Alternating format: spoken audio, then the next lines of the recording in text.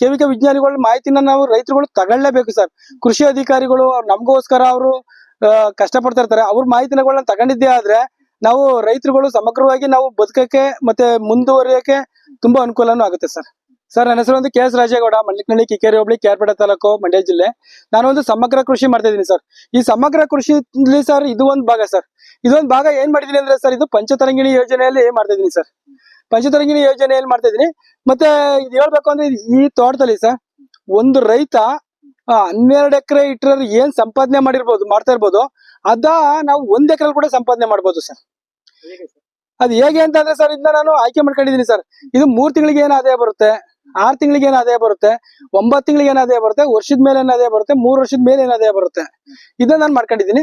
ಮತ್ತೆ ಮಾಡ್ಕೊಂಡಾದ್ಮೇಲೆ ಸರ್ ನಮ್ಗಿದು ಇನ್ನೊಂದು ಏನಪ್ಪಾ ಅಂತಂದ್ರೆ ಇದು ಏಕದಳ, ದ್ವಿದಳ ಮತ್ತೆ ಮುಕ್ಕಾಲು ಕಾಲ್ ಬೀಜ ಆಗುವಂತದ್ದು, ಮತ್ತೆ ಬೀಜ ಇಲ್ಲದ್ದು, ಯಾವ್ದು ನೆಳ್ಳಲ್ಲಿ ಬೆಳೆಯುತ್ತೆ, ಯಾವ್ದಕ್ ಬಿಸಿಲು ಬೇಕು, ಯಾವ್ದಕ್ಕೆ ತುಂಬಾ ಬಿಸಿಲು ಬೇಕು, ಯಾವ್ದಕ್ಕೆ ತುಂಬಾ ನೆಳಬೇಕು, ಇದನ್ನು ಕೂಡ ಇಲ್ಲಿ ಆಯ್ಕೆ ಮಾಡ್ಕೊಂಡಿದೀನಿ ಸರ್. ಇದೆಲ್ಲ ಮಾಡ್ಕೊಂಡಿದ್ದೆ ಆದ್ರೆ ನಾವು ರೈತರು ಲಾಭ ಕಂಡ್ಕೊಳಕ್ ಆಗುತ್ತೆ ಸರ್. ಇಲ್ಲ ಅಂತಂದ್ರೆ ನಾವು ಒಬ್ಬೊಬ್ರು ಏನ್ ಮಾಡ್ತಾರೆ ಅಂದ್ರೆ ತೆಂಗು ನೋಡಿ, ತೆಂಗು ಹಾಕಿರ್ತಾರೆ, ತೆಂಗು ಹಾಕ್ಬಿಟ್ಟು ಸುಮ್ಕಾಗಿರ್ತಾರೆ. ಇಲ್ಲಿ ನಾನು ತೆಂಗು ಅನ್ನೋ ಒಂದು ಆಯ್ಕೆ ಮಾಡ್ಕೊಂಡಿದೀನಿ. ತೆಂಗಿನ ಪಕ್ಕದಲ್ಲಿ ನಾನು ಒಂದು ಸೈಡ್ಗೆ ಹಳಸಿನ ಗಿಡ, ಅದು ಸಿದ್ದು ಹಳಸು ಅಂತ, ಯಾವ್ದಕ್ಕೂ ಎಫೆಕ್ಟ್ ಕೊಡೋದಂತದ್ದು ಉದ್ದಾಗಿ ಏನ್ ಬೆಳೆಯಲ್ಲ, ಒಂದ್ 12 ಅಡಿ ಬೆಳೆದಿದೆ, ಅದು ಸಿದ್ದು ಹಳಸು ಮಾಡ್ಕೊಂಡಿದೀನಿ. ಹಾಗೆ ಆಮೇಲೆ ಏನ್ ಮಾಡಿದೀನಿ ಅಂತಂದ್ರೆ ಸರ್, ಇದು ಪಪ್ಪಾಯಿ ಕೂಡ ಹಾಕೊಂಡಿದೀನಿ ಸರ್. ಪಪ್ಪಾಯಿ ಹಾಕೊಂಡಿದೀನಿ. ಮತ್ತೆ ಒಂದು ಪಪ್ಪಾಯಿ ಪಕ್ಕದಲ್ಲಿ ಒಂದು ಬಾಳೆಹಣ್ಣು ಮಾಡ್ಕೊಂಡಿದೀನಿ. ಬಾಳೆಹಣ್ಣು ಮಾಡ್ಕೊಂಡು ಸರ್ ಹಾಗೆ ಒಂದು ಲಕ್ಷ್ಮಣ ಫಲ ಕೂಡ ಮಾಡ್ಕೊಂಡಿದೀನಿ. ಲಕ್ಷ್ಮಣ ಫಲನ ಈ ಲಕ್ಷ್ಮಣ ಫಲಕ್ಕೂ ಆ ಲಕ್ಷ್ಮಣ ಫಲಕ್ಕೂ 30 ಅಡಿ ಐತೆ ಸರ್. ಆಮೇಲೆ ಅದ್ರ ಸೆಂಟ್ರಿಗೆ ಏನ್ ಮಾಡಿದೀನಿ ಅಂದ್ರೆ ಸರ್, ಇಲ್ಲಿ ನೋಡ್ಬೋದು ನೀವು, ನೋನಿನೂ ಮಾಡ್ಕೊಂಡಿದೀನಿ 15 ಅಡಿಗೆ ಒಂದ. ಇದು ಕೂಡ 30 ಅಡಿಗೆ. ಇದು ಕೂಡ ಎಲ್ಲ ಗಿಡಗಳು ಕಾಯಿ ಕಾಣ್ತಾ ಇದೆ ಈಗ. ಇದೆಲ್ಲ ನಾನು ಬರ್ತಡೇ ಜೂನ್ 10ರಲ್ಲಿ ನಾಟಿ ಮಾಡಿದ್ದು ಲಾಸ್ಟ್ ವರ್ಷ. 1 ವರ್ಷ ಆಯ್ತು. ಮತ್ತೆ ಇಲ್ಲೇನ್ ಮಾಡಿದೀನಿ ಅಂದ್ರೆ ಸರ್, ಈ ಲೈನ್ ಹೆಂಗ್ ಮಾಡ್ಕೊಂಡೆ, ಮತ್ತೆ ಈ ಲೈನ್ಗೆ ಏನ್ ಮಾಡಿದೀನಿ ಅಂತ ಅಂದ್ರೆ ಒಂದು ಮೆಕೋಡಮಿಯಾ ಅಂತ ಮಾಡಿದೀನಿ ಸರ್. ಈ ಮೆಕೋಡಮಿಯಾಕ್ಕೂ ಆ ಮೆಕೋಡಮಿಯಾಕ್ಕೂ 30 ಅಡಿ ಇಟ್ಕೊಂಡಿದೀನಿ ಸರ್. ಆದ್ರ ಸರ್ ಒಂದಕ್ಕೂ ದೂರ ಇರ್ಬೇಕು ಸರ್, ಇರ್ಬೇಕು. ಅದ್ರ ಸೆಂಟ್ರಿಗೆ ನಾನು ಏನ್ ಮಾಡಿದೀನಿ ಅಂದ್ರೆ ಜೈಕಾಯಿ ಮಾಡ್ಕೊಂಡಿದೀನಿ. ಅಂದ್ರೆ ಒಂದು ಮೆಕೋಡಮಿಯಾಗೂ ಇನ್ನೊಂದು ಜೈಕಾಯಿಗೂ 20 ಅಡಿ ಬರುತ್ತೆ ಸರ್. ಇದು 15 ಅಡಿ ಬರುತ್ತೆ. ಇದು 15 ಜೈಕಾಯಿ ಸರ್. ಇದು 15 ಅಡಿ ಬರುತ್ತೆ ಜೈಕಾಯಿ. ಮತ್ತೆ ಆ ನೋನಿಗೂ ಇದು ಆ ಲಕ್ಷ್ಮಿ ಇದಕ್ಕೂ ಮೆಕೋಡಮಿಯಾಗೂ ಆ ಮೆಕೋಡಮಿಗೂ 30 ಅಡಿ ಬರ್ತದೆ. ಈ ಜೈಕಾಯಿಗೂ ಆ ಜೈಕಾಯಿಗೂ 30 ಅಡಿ ಬರ್ತದೆ. ಅಂದ್ರೆ ಇದ್ರ ಬೇರ್ಗೂ ಅದಕ್ಕೂ ಯಾವ್ದಕ್ಕೂ ಸಂಬಂಧ ಬರೋದಿಲ್ಲ. ಮತ್ತೆ ಇದು ಬಾಳೆ ಇರೋದ್ರಿಂದ ಇದು ಒಂದು ಬೀಜ ಇಲ್ಲದ ಬೆಳೆ, ಮತ್ತೆ ಇದ್ ಮಾಡುತ್ತೆ. ಮತ್ತೆ ಇಲ್ಲೂ ಕೇಳ್ಬೋದು, ಇದು ಲಕ್ಷ್ಮಣ ಫಲ ಸರ್. ಇದಕ್ಕೂ ಆ ಲಕ್ಷ್ಮಣ ಫಲಕ್ಕೂ 30 ಅಡಿ, ಮತ್ತೆ ನೋನಿಗೂ 30 ಅಡಿ. ಅಲ್ಲಿಗೆ ಇಷ್ಟು ಬೆಳೆ ಆಯ್ತು ಸರ್. ಆಮೇಲೆ ನಾನು ಏನ್ ಮಾಡಿದ್ದೀನಿ ಅಂದ್ರೆ ಈ ಜಾಗನ ನಾನು ವರ್ಷಕ್ಕೆ ಒಂದೇ ಸಲ ಸರ್ ಉಳುಮೆ ಮಾಡ್ಸೋದು. ಅಂದ್ರೆ ಇದನ್ನ ಫಸ್ಟ್ ರೋಟರ್ ಮಾಡ್ಸಿರ್ತೀನಿ. ರೋಟರ್ ಮಾಡಿಸಿ ಆದ್ಮೇಲೆ ಸರ್ ನಾನೊಂದು ಜೋಳ ಇದೆ ಸರ್, ದನಿ ಜೋಳ, ಅದನ್ನ ತೆಳ್ದಾದ್ಮೇಲೆ ಏನ್ ಮಾಡ್ತೀನಿ ಅಂದ್ರೆ ಮತ್ತೆ 3 ನೇಗ್ಲೆ 5 ನೇಗ್ಲೆ ಟ್ರ್ಯಾಕ್ಟರ್ ಮತ್ತೆ ಒಂದು ಉಕ್ಕೆ ಬರ್ತದೆ. ಉಕ್ಕೆ ಬಂದ ತಕ್ಷಣ ಸರ್ ನಾವ್ ಹಿಂದ್ಗಡೆಯಿಂದ ಸೆಂಟ್ರ್ ನೇಗ್ಲಿಗೆ ಒಂದು ತೊಗರಿನ ಹಾಕೊಂಡಿದ್ದೆ ಸರ್. ಈ ತೊಗರಿನ ನಾನು ನೋಡ್ಬೋದು, ಇವೆಲ್ಲ ತೊಗರಿ ಕಡ್ಡಿ ಇದು ಹೊಡೆದಿರವು, ಲೋಟ್ ಹೊಡೆದಿರೋದು ಈಗ. ಇವೆಲ್ಲ ಹೋದ ವರ್ಷದ್ದು ಸರ್. ಈಗ ಇದ್ರಲ್ಲಿ ಎಲೆಗಳು ತುಂಬಾ ಬರ್ತದೆ ಸರ್. ತುಂಬಾ ಬಂದಾಗ ಇದ್ರದ್ದು ಸಾವಯವ ಅಂಶ ಮತ್ತೆ ಅದಕ್ಕೆ ಹೋಗುತ್ತೆ. ಇದು ದ್ವಿದಳ ಧಾನ್ಯ ಆಗಿರೋದ್ರಿಂದ ಎಲ್ಲಾ ಅಂಶನೂ ತೆಗೆದು ಬೇರೆ ಕೊಡುವಂತ ಒಂದ್ ಬೆಳೆ ಸರ್ ಇವೆಲ್ಲ. ಈಗ ಇದು ಮಾಡ್ಕೊಂಡಿದ್ದೆ ಆದ್ರೆ ನಮ್ಗೆ ಜೋಳದಲ್ಲಿ ಒಂದ್ 3 ತಿಂಗಳಿಗೆ ಆದಾಯ ಬಂತು, ತೊಗರಿಲಿ ಒಂದ್ 8 ತಿಂಗಳಿಗೆ ಆದಾಯ ಬಂತು. ಈಗ ಪಪ್ಪಾಯಿಲಿ ನಮ್ಗೆ 8 ತಿಂಗಳಿಂದ ಆದಾಯ ಸ್ಟಾರ್ಟ್ ಆಗಿದೆ. ಇವು ಸ್ಟಾರ್ಟ್ ಆಗಿ ಮುಗಿತಿದ್ದಂಗೆ ನನಗೆ ಬಾಳೆ ಸ್ಟಾರ್ಟ್ ಆಗುತ್ತೆ. ಬಾಳೆ ಸ್ಟಾರ್ಟ್ ಆಗಿದ್ದಂಗೆ ನನಗೆ ನೋನಿ ಕೂಡ ಸ್ಟಾರ್ಟ್ ಮಾಡ್ತಾ ಇದೆ. ಇವು ಸ್ಟಾರ್ಟ್ ಮಾಡ್ತಿದ್ದಂಗೆ ಇನ್ನು ನೆಕ್ಸ್ಟ್ ನನಗೆ ಇವು ಬಾಳೆ ಪಪ್ಪಾಯಿ ಎಲ್ಲ ಮುಗಿಯೋಣ ಅನ್ನೋದಕ್ಕೆ ನಮ್ಗೆ ಈ ಫ್ರೂಟ್ಸ್ ಇವೆಲ್ಲ ಬಂದ್ಬಿಡ್ತದೆ. ಈ ಹಲಸಿನ ಗಿಡ ಕೂಡ ನಮ್ಗೆ ಆದಾಯಕ್ಕೆ ಬಂದ್ಬಿಡ್ತದೆ ಸರ್. ಎಲ್ಲ ಇದು ಫ್ಲವರಿಂಗ್ ಆಗಿತ್ತು ಸರ್. ಇದು ಸರ್ ನೋಡಿ ಸರ್, ಇದೊಂದು ತೆಂಗಿನ ಮರ ಸೆಂಟ್ರಿಗೆ ಒಂದು ಹಲಸು ಕೂಡ ಹಾಕೊಂಡಿದೀನಿ. ಈ ಹಲಸಿದೆಲ್ಲ ಫ್ಲವರಿಂಗ್ ಆಗಿತ್ತು ಸರ್. ಬಟ್ ಫ್ಲವರಿಂಗ್ ಬಿಡಬಾರ್ದು ಸರ್.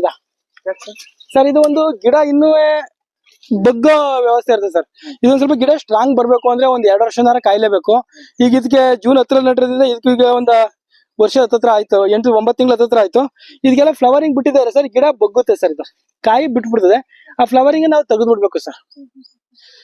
ಇದು ಸ್ವಲ್ಪ ಗಿಡ ಆ ಕಾಯಿನ ಹಿಡಿಯೋ ಶಕ್ತಿ ಅದಕ್ಕೆ ಬೇಕು ಸರ್.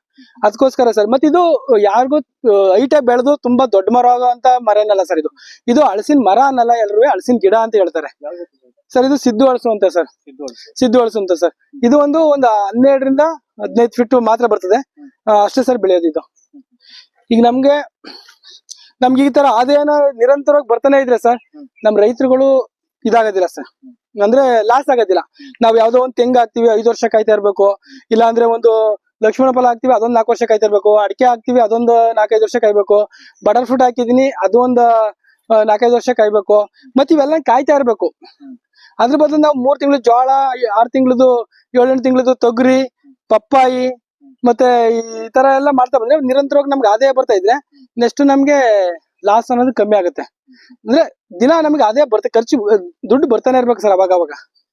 ಸರ್ ಇದು ನಾನು ಒಂದು ತೋಟ ಮಾಡ್ಬೇಕಾದ್ರೆ ಸರ್ ನಾನು ಬರ್ತಡೇ ದಿನ ಗಿಡಗಳನ್ನ ಆಯ್ಕೆ ನೆಡೋದು ಒಂದು ರೂಢಿ ಮಾಡ್ಕೊಂಡಿದ್ದೆ ಸರ್ 15 ವರ್ಷದಿಂದ.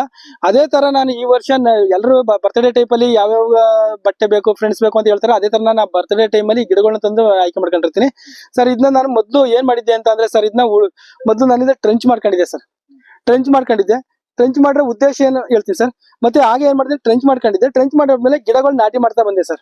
ಈಗ ಒಂದು ಲಕ್ಷ್ಮಣ ಫಲ, ಒಂದು ಪಪ್ಪಾಯಿ ಮತ್ತೆ ಒಂದು ಬಾಳೆ, ಒಂದು ನೋನಿ, ಈ ತರ ಮಾಡ್ಕೊಂಡೆ. ಈ ತರ ಮಾಡ್ಕೊಂಡೆ ಆದ್ಮೇಲೆ ಸರ್, ಈ ಕಡೆ ಒಂದು ಮೆಕೊಡೋಮಿಯಾ ಮತ್ತೆ ಪಪ್ಪಾಯಿ ಮತ್ತೆ ಬಾಳೆ, ಮತ್ತೆ ಒಂದು ಜೈಕಾಯಿ ಮತ್ತೆ ಒಂದು ಬಾಳೆ ಪಪ್ಪಾಯಿ, ಈ ತರ ಮಾಡ್ಕೊಂಡೆ ಸರ್.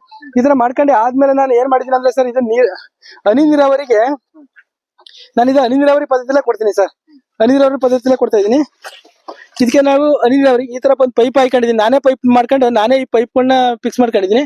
ಈ ಹನಿ ನೀರಾವರಿ ಮೂಲಕ ಅಂದ್ರೆ ನೀರ್ ಕೊಡ್ತೀನಿ.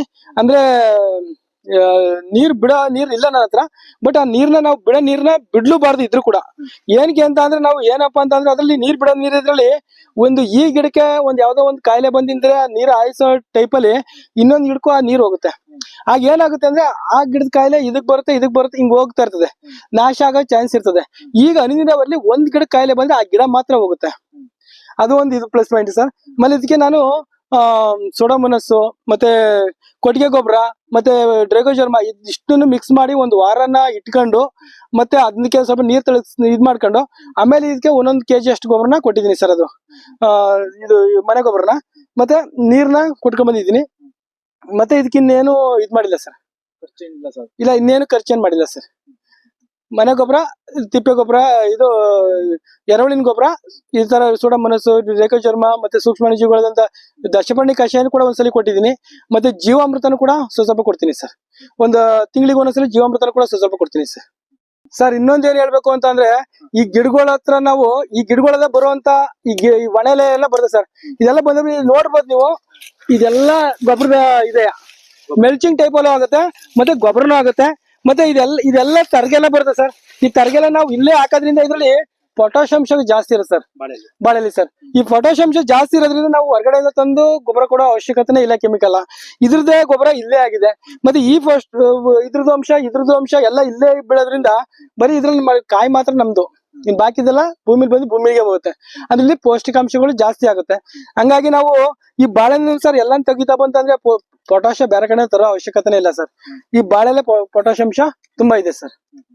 ಸರ್ ಇದೊಂದು ಸಮಗ್ರ ಕೃಷಿ ಮಾಡ್ಕೊಂಡಿದ್ದೆ ಆದ್ರೆ ಸರ್, ನಾವು ಬೇರೆ ಕಡೆ ಹೋಗಿ ಕೂಲಿ ಮಾಡೋದು ಇವೆಲ್ಲ ತಪ್ಪುತ್ತೆ ಸರ್. ಯಾಕೆ ಅಂತಂದ್ರೆ ಸಮಗ್ರ ಕೃಷಿ ಮಾಡಿ ನಾವು ಒಂದೇ ಬೆಳೆ ಮಾಡಿ ಕೈ ಸುಟ್ಕೊಂಡು ಆದಾಯನ ನೋಡ್ದನೆ ಇದ್ದಾಗ ನಾವು ಲಾಸ್ ಆಗ್ತಿವಿ. ನಾವು ಸಮಗ್ರ ಕೃಷಿ ಮಾಡ್ಕೊಂಡಿದ್ದೆ ಆದ್ರೆ ನೋಡಿ, ಒಂದ್ ಬಟರ್ ಫ್ರೂಟ್ ಆ ಟೈಮಲ್ಲಿ ಅದ್ ಬರುತ್ತೆ, ಈ ಕಡೆ ಪಪ್ಪಾಯಿ ಬರೋ ಟೈಮಲ್ಲಿ ಬರುತ್ತೆ, ಬಾಳೆ ಟೈಮಲ್ಲಿ ಬರುತ್ತೆ, ಮತ್ತೆ ಇವೆಲ್ಲ ಬರೋ ಟೈಮಲ್ಲಿ ಬರ್ತಾನೆ ಇದ್ರೆ ಸರ್ ನಮ್ಗೆ ಆದಾಯ ಅನ್ನೋದು ನಿರಂತರವಾಗಿ ಬರ್ತಾನೆ ಇರ್ತದೆ. ನಾವು ಬೇರೆ ಕಡೆ ಕೂಲಿ ಮಾಡೋದು ಕೂಡ ತಪ್ಪುತ್ತೆ ಸರ್. ಈಗ KVK ವಿಜ್ಞಾನಿಗಳೇ ಆಗಿರ್ಬೋದು, ಮತ್ತೆ ಮೊನ್ನೆ ಸುರೇಶ್ ಸರ್ ಒಂದ್ ಮಾತು ಹೇಳಿದ್ರು ಸರ್, ನಾವು ರೈತರುಗಳು ದೇಶಕ್ಕೋಸ್ಕರ ಅನ್ನ ಹಾಕ್ತಾ ಇದೀರಾ, ಬಟ್ ನೀವು ನಮ್ಮ ಮಾತನ್ನು ಕೇಳಿದ್ದೇ ಆದ್ರೆ ರೈತ ದೇಶಕ್ಕೂ ಅನ್ನನೂ ಹಾಕ್ಬೋದು, ಮತ್ತೆ ನಾವು ಇದು ಮಾಡ್ಬೋದು ಅಂತ ಅತಿಫೆ ಮೇಡಮ್ ಇವರೆಲ್ಲ ಮೀಟಿಂಗ್ ಅಲ್ಲಿ ಹೇಳ್ತಾ ಇದ್ರು ಸರ್. ಅದನ್ನ ತುಂಬಾನೇ ಖುಷಿ ಆಯ್ತು ಸರ್. ಅದು KVK ವಿಜ್ಞಾನಿಗಳ ಮಾಹಿತಿನ ನಾವು ರೈತರುಗಳು ತಗೊಳ್ಳೇಬೇಕು ಸರ್. ಕೃಷಿ ಅಧಿಕಾರಿಗಳು ನಮಗೋಸ್ಕರ ಅವರು ಕಷ್ಟ ಪಡ್ತಾ ಇರ್ತಾರೆ, ಅವ್ರ ಮಾಹಿತಿಗಳನ್ನ ತಗೊಂಡಿದ್ದೇ ಆದ್ರೆ ನಾವು ರೈತರುಗಳು ಸಮಗ್ರವಾಗಿ ನಾವು ಬದುಕಕ್ಕೆ ಮತ್ತೆ ಮುಂದುವರಿಯಕ್ಕೆ ತುಂಬಾ ಅನುಕೂಲನೂ ಆಗುತ್ತೆ ಸರ್.